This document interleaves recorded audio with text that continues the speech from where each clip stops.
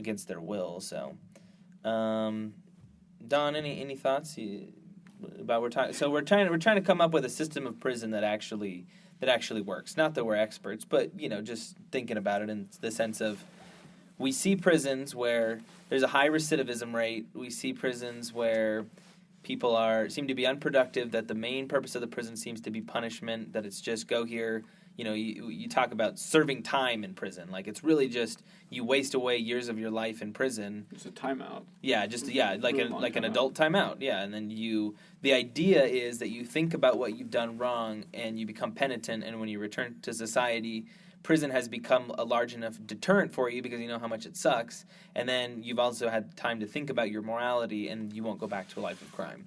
But that does not seem to be how the system works, that people continue to visit the system again, that once they're out of prison, they have all of these penalties associated with their status as a felon, where it's harder for them to get jobs, it's harder for them to go to school again if they want to go to a university. They can't use government social programs, perhaps. In some states, your right to vote is even restricted. Right. So you're really a second-class citizen at that point. So a lot of people just resort to what's worked for them in the past. And we talked about the concept of prison being a graduate school for criminality, where you are sort of a criminal, you commit some petty crime, you go to prison, and that's where you really learn to be a criminal, because you associate with criminals all day, and all you have to do is you just have time to talk about the life as a criminal, and then you just keep coming back to prison. Or maybe you don't come back to prison, but you keep committing crimes, and you just become so good at that you can't get caught. So the idea that I think we've put forward as, we've had some different ideas where perhaps you make prison a larger deterrent, where committing violent acts of crime will lead to more death sentences. That was, it's a reasonable thought. Rich proposed that maybe there's just a higher, you just execute people that are, Where did you get that idea, Rich? From your brain. He pointed to his brain. Okay, that's an interesting point, because I have a friend who lives in Singapore, and her family lives there now. Yeah, and she was explaining how, people there don't really do crimes. The consequences are so high. According to her, everything is clean, and people are too scared to do anything because, again, the consequences are so high. I think I heard that's similar to Japan too. Yeah, because the crime rate is so. Well, that's not. Well, that's Japan actually Japan is a different take on it, but it's a similar result. It's definitely a different take on they have crime. Very strict laws against criminals. Right, because the threshold. I think she was explaining to me that if you litter or something, there's a huge consequence for that. Now, but again, I don't think we want to devolve into some sort of theocratic. We see in Iran, you blaspheme, and I'm not suggesting that I'm not saying that that's what you're suggesting, but I mean, you see these extreme punishments that just go against basic human rights. That it's you've done this small petty thing that in some countries isn't even illegal. We chop off your head. Right. And I don't think that's what you're advocating, but no, I'm saying that's just one. It's one possible solution that people have used to deter more crimes and stuff like that. It is a difficult thing though, because again, people who do typically commit those crimes, I assume they're doing so because they're trying to live or trying to make ends meet. And sometimes people end up in that situation not on their own volition, but because that's just the circumstances. That's just what they were born into. Right. And so you get stuck into this cycle of poverty where it's my mom did this, my cousins did this, everyone I know is either selling drugs or in a gang and stuff like that. And so there's a societal pressure, I guess, or peer pressure from within their group. If you don't join this, then you're not cool or whatever. Yeah, not that you have to go to prison in those groups, but I mean, when I think of why don't I want to go to prison? Right. I think a lot of it is I would let down my family, I would let down my friends. It wouldn't, obviously losing years of my life would suck and losing my liberty would suck. Yeah. But I feel it would change, I could no longer have the same friends that I have. I don't know if as a felon I could keep my same friends if my family would still care about me. And I think this maybe goes back to, and I don't know, Tank lived in Japan, and so maybe he can speak about this, but I think that in societies where there's a heavy social cost to criminality, that's a strong deterrent. Where if the whole society, if you're letting your entire society down if you commit crime, then maybe that's a stronger deterrent than any actual punishment. Well, isn't that what we kind of have now, though? Like, no, but I'm saying that it's really different, actually. What I was going to say was that while Singapore and Japan might have different results in the crime activity, they are different approaches to that crime. While Japan might have strict law-related enforcement of crime, it sounds like Singapore has more physical enforcement, maybe, with beatings, maybe executions, whatever it is, more intimidation-based. Okay. Where Japan, and I think this is what I'm trying to say, is that we fail to recognize sometimes how we have our own perspective of maybe taking, for example, risk-reward of our actions. Yeah. And that is not always the same standard around the world. People, based on their background, have associations with risk-reward actions, and that can determine their behavior in committing crimes. Yeah. And so in Japan, it's a risk-reward relationship based on social status, respect, things like that. In America, that respect, that social status is not so heavily, not as much weight is put onto it.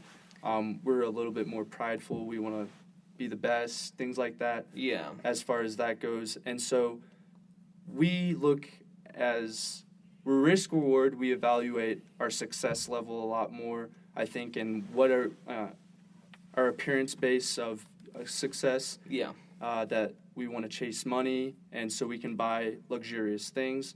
And so and you're saying the motivations are completely different. Motivations are different. Yeah. And I think that a person in America coming from an impoverished background views the risk-reward of committing a crime as worth it because the consequences that might be imposed on their life are not overshadowed by the fact that attaining the American dream of being more successful than your competitor or the person around you is more enticing. Yeah, I mean, you think of these, maybe when I think of criminality, perhaps one of the first things that comes to mind is these, inner city kids selling drugs or something, So, like, why would someone do that? And I think your concept of risk versus reward is, can really be applied here in the sense that these kids think, hey, the worst thing that can happen is I go to jail.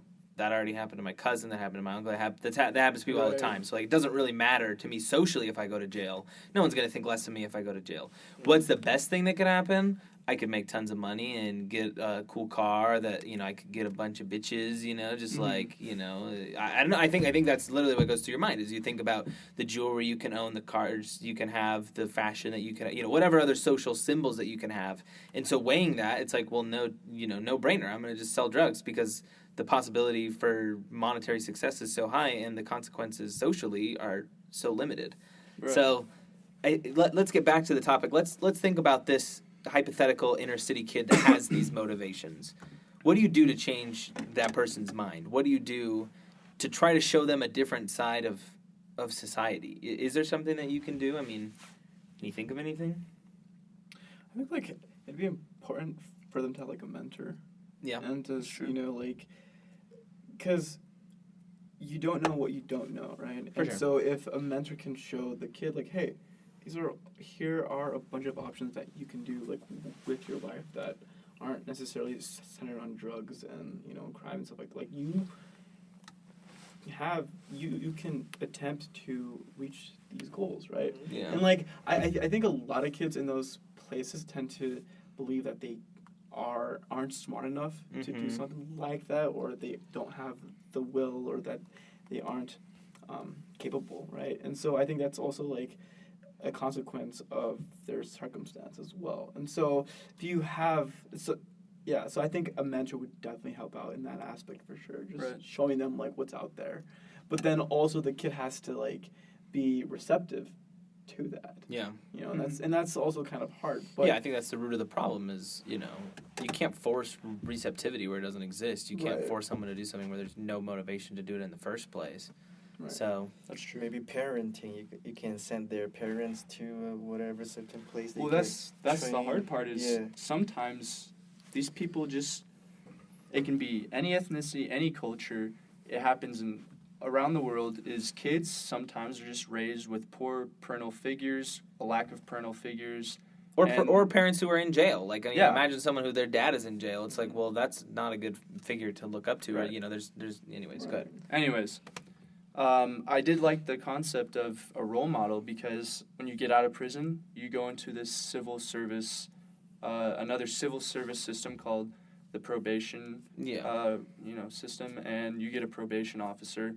And while I do think that is another issue that needs to receive more funding and more reform to be more effective, I do think it is a worthwhile endeavor to provide someone with a facilitator for motivation, someone that they can look up to, things like that. And it can be something that's implemented before a crime is committed, not only after a crime is committed. You can use preventative, fight crime on a preventative level instead of just systematic treatment of crime. Yeah. Other consequence, yeah. As an aftermath. It's interesting. I mean, you know, I've heard these stories of people who, you know, grow up in the ghetto or something and have only been a few blocks away from their home at any point. You know, they've never gone on vacation. They've never gone to go do anything. It's just kind of like they live in a 1 square mile radius. And I think if that was your life, it would be very difficult to see out of that, obviously. And, like, it would be difficult to see any other motivation for living other than what's around you. You know, you see, you know, as humans, we look and we see who around us has success. And then we say that person is really cool or I really admire that person. I'm going to try to be like them. And if you don't have some window to the outside world, you know, you don't, you know, and I think fortunately technology is changing this where you can go and watch YouTube videos or you can watch Netflix, you know, you can get a perspective of the outside world and get an idea of how other people live and you can pick a role model from outside your physical location. But I don't know. 669. Yes. 669. Elon Musk. JBP, my lord, man. Oh, jeez. Do you mind if I kind of take this in a different perspective? Go for it, man. So I do think that the majority of the case, it is unfortunate that we have impoverished areas that resort to crime. Yeah. And that is a very systematic problem in America. How about another perspective of criminal activity from affluent perpetrators of crime, such as tax evasion? Yeah. Or white-collar crime. You know, white-collar crime, fraud, ripping people off, things like that. Yeah.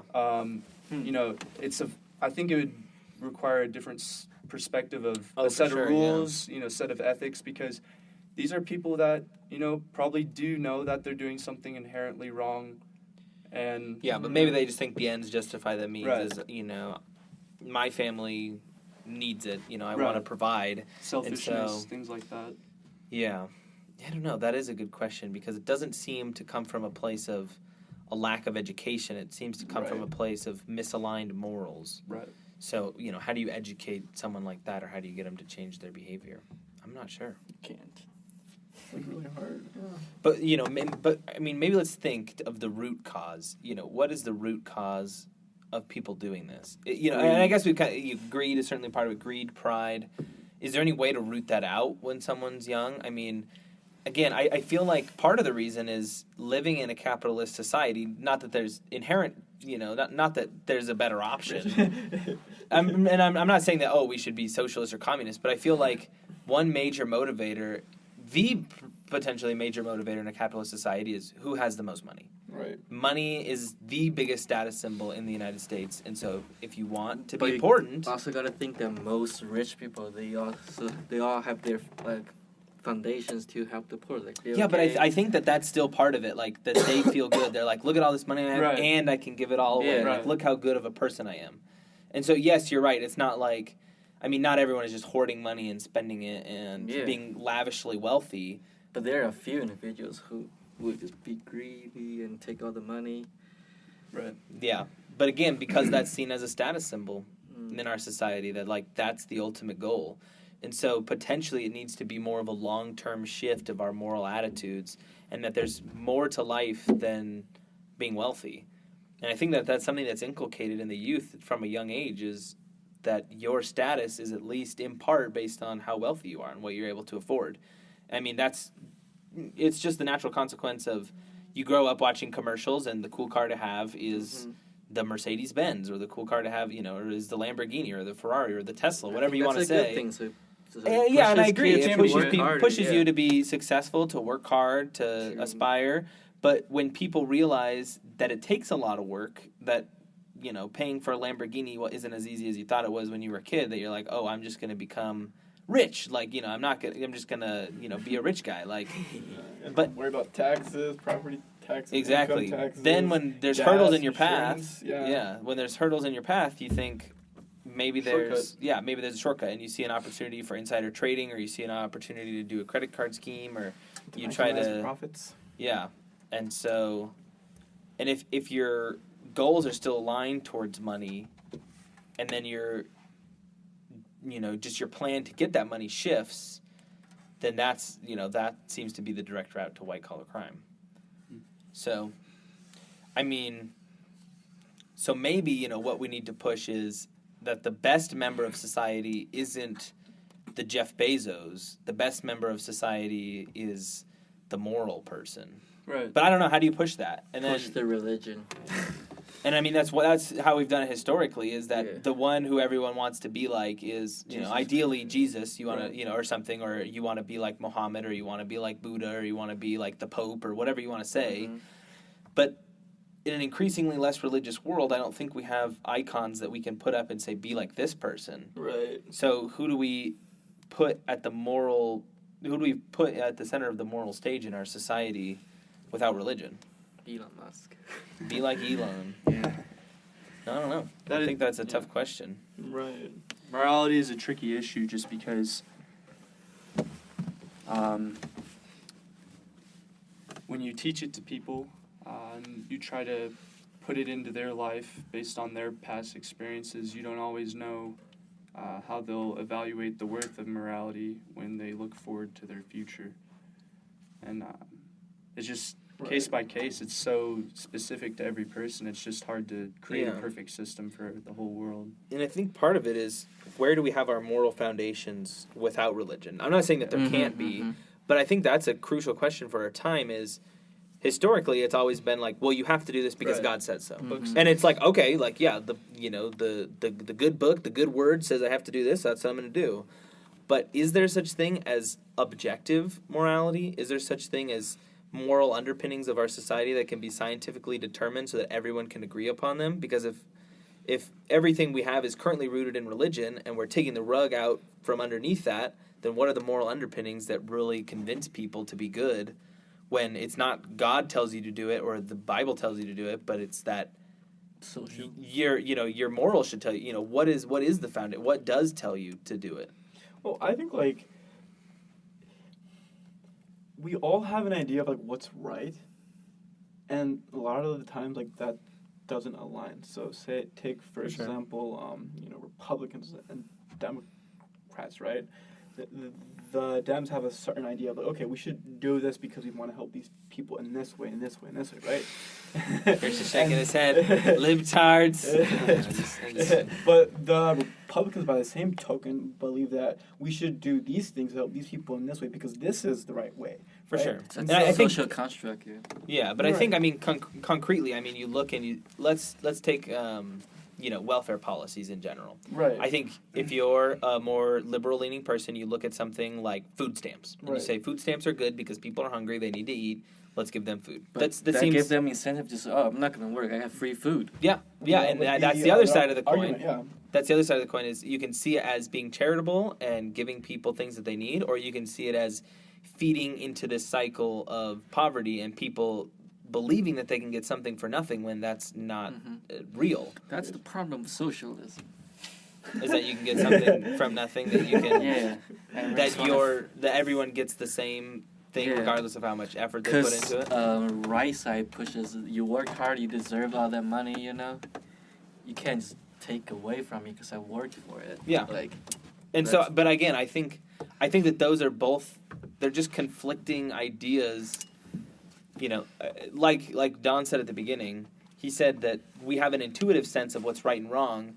And I feel like we intuitively understand both of these things. That we intuitively understand that A, you need to work to get something that you want, and that B, we should help other people and be charitable.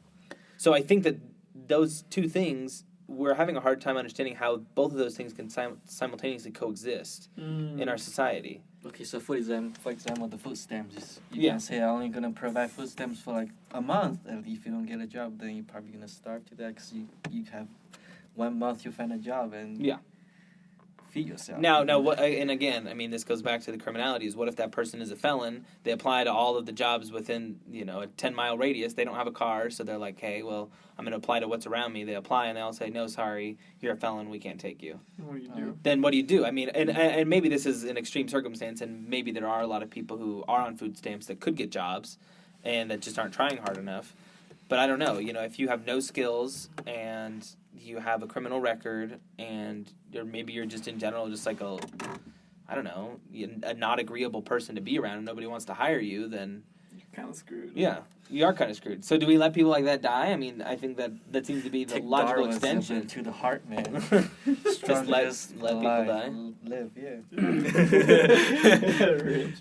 Everyone's gonna come here freaking fascist. We just we just round up everybody and we put them on an island and we make them. No, maybe we can have Australia? Send them to Foxconn in Shenzhen and make our iPhones. Yeah. Yeah. Maybe have like organization for those who tried but they can't get a job. So it's more like a manufacturer job. At least they can fulfill, bring some value to the society. Yeah. Do you mind if I flip one more perspective? Yeah, let's go. go, Let's baby. hear it. Different angle here. All right. Let's go. Okay, so we've spoken about morality on a perpetrator of crime, Okay. from their perspective, maybe even from a perspective of how do we reform that. But how about a perspective of what's currently happening in the prison system and their morality and what their ethics are of how is it that, what are the effects, what's the morality related to privatized prison systems in America, and how would that affect execution of new policies and reform in the prison system, things like that. Yeah. I think the first thing that comes to mind when I hear about private prisons, when I think about private prisons, is what are the motivations of a private prison? The motivation of a private prison would be to keep people in for as long as possible and to make them come back at the greatest rate possible. So they do not have any... there's nothing that would deter them or there's nothing that would incentivize them against raising recidivism rates. They want people to keep coming back to the prison so they can have more people so they can make more money and have people stay for longer amounts of time and not get, if your sentence is, X amount of years with the opportunity to be released early on good behavior or something, then their incentive, whether or not they like it, is let's have this person stay for as long as possible so that we can make more money. Well, then, how do they actually make the money, though? How does the Bill it prison to the make the money? government?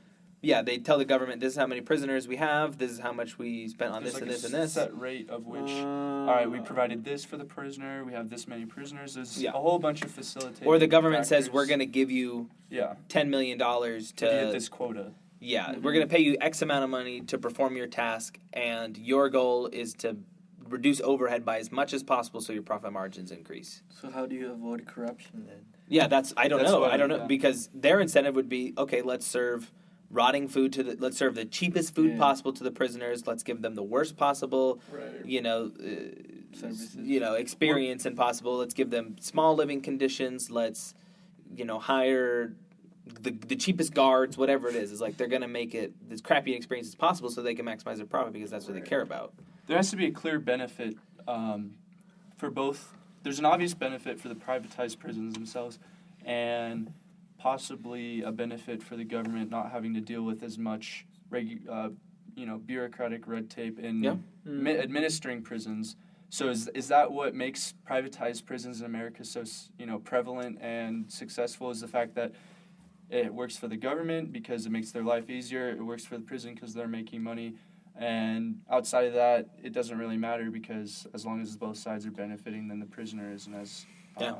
I think so. And I think you brought up the concept of bureaucracy, and I feel like that's why a lot of people don't trust the government to make decisions like this. And that's why the policies that we've been advocating or the policies we've been thinking about of, let's have this education program, let's do this and this and this. I feel like when it comes to the normal voter and they see a proposition to raise taxes to pay for bureaucracy to help prisoners, they say, why would I want to help the criminals? Like, I don't want to pay more on my taxes. I already pay a bunch of income tax. I don't want any more government bureaucracy. I think, if anything, the government should have less control in my life.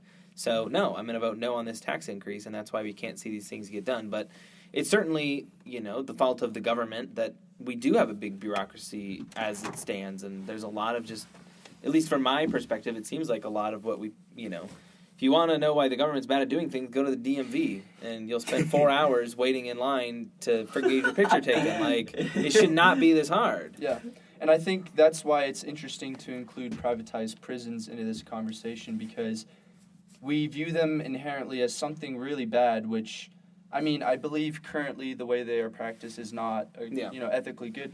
But what if you readjust the moral compass of a privatized prison system to execute more effective crime reform like we've been talking about? Would that be the most effective way to do it, is privatize prison, get it done at their pace, not the government's pace? That's actually an interesting idea that perhaps because currently what are the incentives? The incentive for the private prison is save as much money as possible. But what if we said you get certain bonuses for lowering your recidivism rate? You get certain bonuses for, I don't know, prisoner satisfaction. Right. 5 Quality stars. of life. You get a Yelp review for the local prison. I love this prison. I and can't also wait to come tracking. back. When we look at a school and we say BYU has a great business school, what is it that we're actually monitoring to determine that claim? Is it their scores? Not necessarily. It's job placement and how they perform in that job. So I think it's also satisfaction of right. students that are here, the curriculum that they receive, the professors. So could we institute a similar system for private prisons? So Possible. Would you monitor prisoner reformation after they exit prison? How are they doing? If you hit certain quotas as far as post-prison, incentivize that. And I think that's a great way. That's the miracle of capitalism, is that it can serve as an engine for innovation, in the sense that if you incentivize private prisons and you say, hey, there's lots of money available for you if you figure out the answer to this problem. We want to lower recidivism rates. We want people to change. We want, here's everything that we want. You tell people that, and then they go perform it. So then you have different laboratories of how the prison is going to work. But I don't know, that there's good and bad with that. Maybe there are prisons that open up and they're like, we're going to try this method of administering, our prisons, or we're going to do this. And then it sucks and it doesn't work, and you, failed all these prisoners that went there. I think that's, I don't know. That is a scary part, because, it seems like a lot of social policies or reforms that we want to implement, we want to know what's going to happen before we implement them. Yeah. And a lot of the times I think that's difficult to know, because you just have to, quote unquote, run the experiment, right, and see where it takes you. Yeah. And and I think that includes both economic policy, immigration policy, all these things. We just have to sometimes just try it out and see what worked and what didn't, and where we can improve. But it's not impossible. That's what we do with medicine, right? It's you have a Food and Drug Administration that says we're going to test the efficacy of this pill, or we're going to test the quality of this food, and if this has salmonella, or you're not going to be allowed to sell it. So should there be something similar for the prison system, that somebody has an idea for, hey, this is how we're going to conduct our prison? Then they start with small-scale trials or something. First, they put the mice in the prison. They do a mouse test for the prison. No, but I don't know. Can you do some sort of small-scale academic-focused ideas for prison reform and then scale them up and see if something like that works? I think that's it. That'd be a really good way to approach it. Yeah. Interesting. It'd be a little expensive, and I'm not sure how receptive people would be to that idea. Yeah. I think that's the benefit of a privatized prison system, even though there's a lot of cons, but one benefit is the taxpayers and the government don't have to shoulder the production cost of, whatever you have to input to get, so the private prison would shoulder that.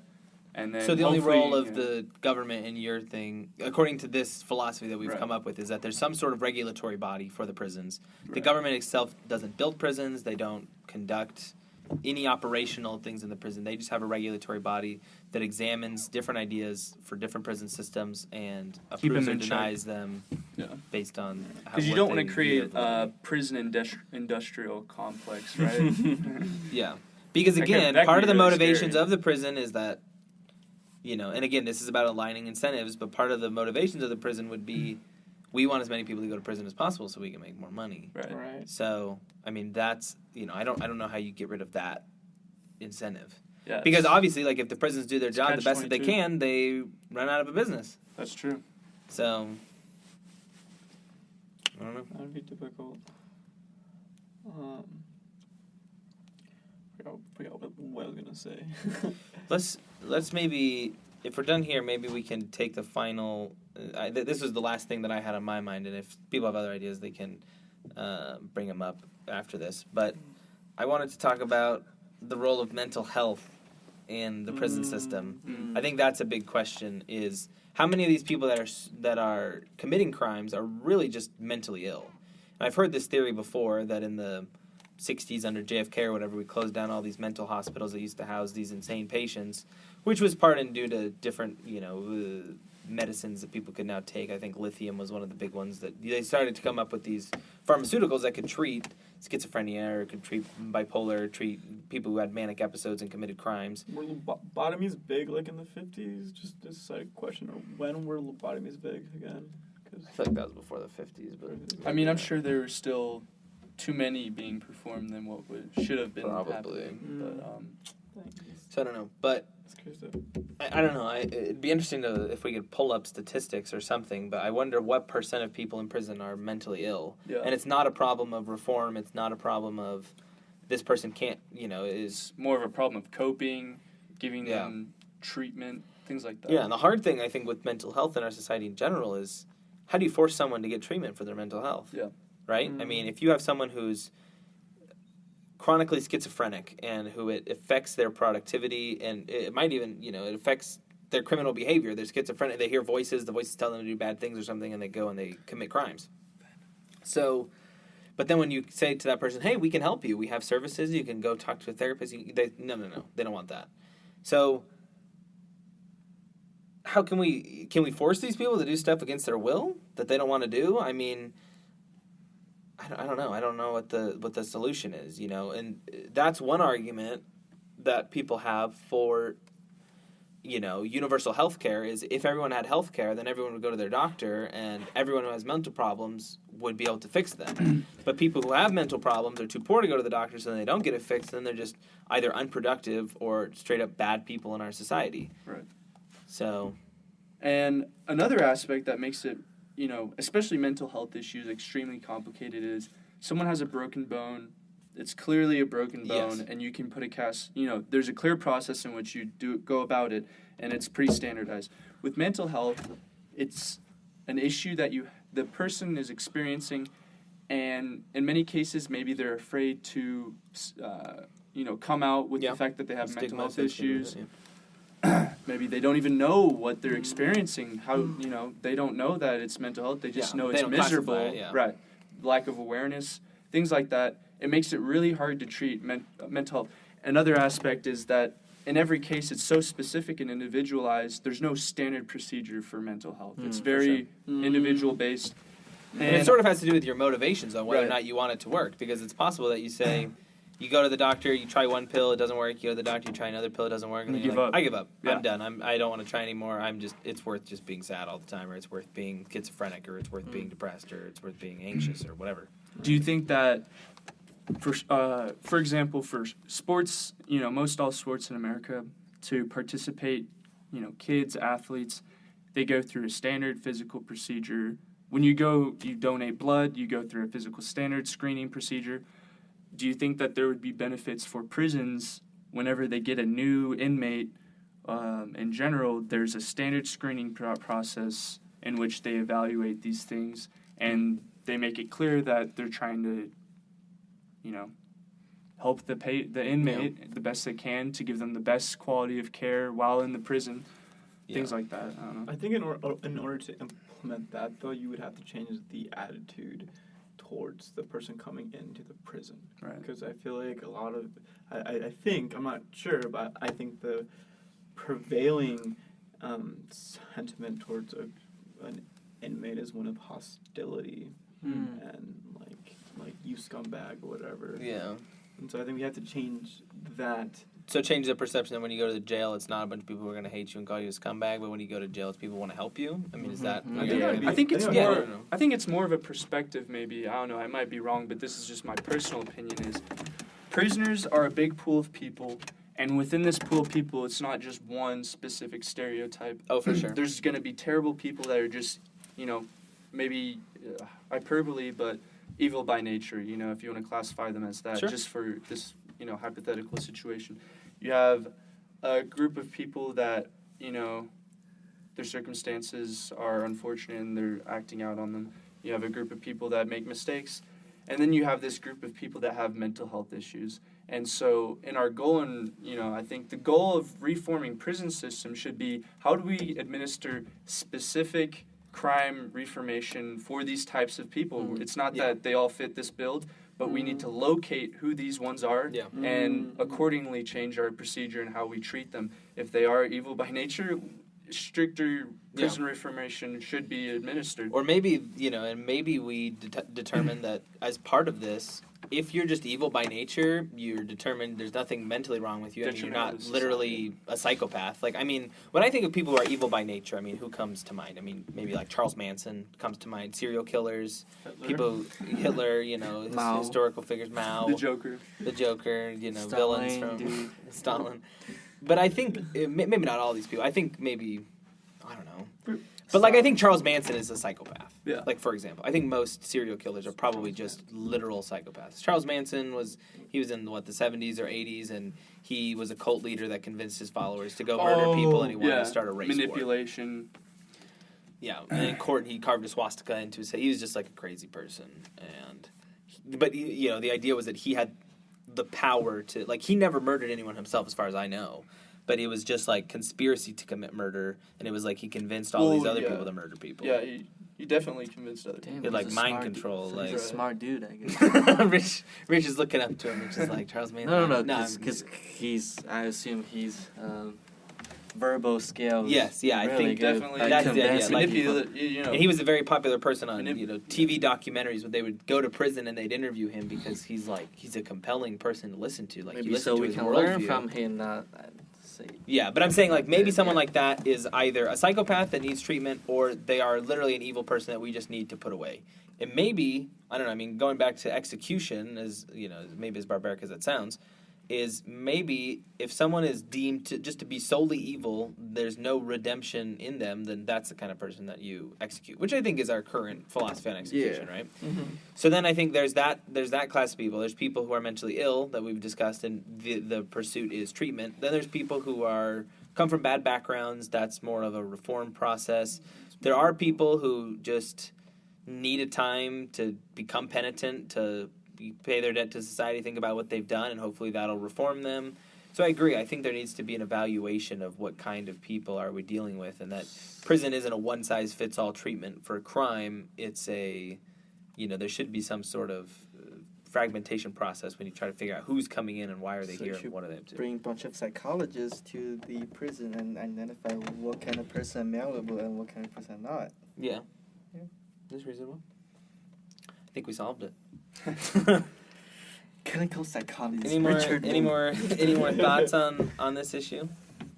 I think we hit most major aspects of the criminal system. Yeah. I think I don't know. Hopefully everyone's still listening at this point. Thank you guys for listening. Rich has our outro. He's gonna do our ad read for us. One thing that would have been interesting to talk about, but I think our time is good for now. I guess we did talk about executions, but we didn't necessarily talk of like the morality of death sentences. But maybe that's for a different time or something. Let's go. Next episode. The intellectuals of room 3102. We should have like an outro, like. This has Talk been about socialism on campus. Next episode, man. All right. Thanks for listening. See ya. Bye, guys. Adios.